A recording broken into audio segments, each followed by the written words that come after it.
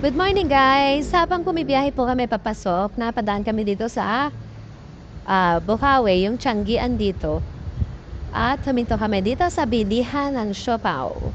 Sikat tong siopaw na to kasi homemade.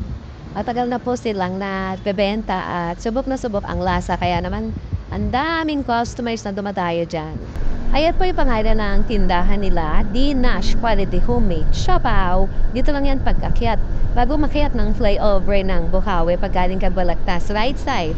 Ang best seller nila daw dito ay yung siopaw bola-bola, palaging ubos. Na yun po nga, ubos na. Kaya ang na-order ko po ay asado na lang. Ano oras pa lang, ubos na. Hala pang 8 a.m. yan. Ang in-order ko, 10 asado at 2 yung special. Yung special daw magkahalo. Combine yung palaman ng asado and bola-bola.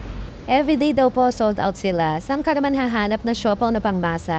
In 35 pesos na halaga, busog ka na, masarap pa. Kaya kung naghahanap kayo ng merienda, budget meal lang, pero masarap. Bili na kayo dito sa Dinash Siopaw sa Bukawi, Bulacan. Thank you for watching.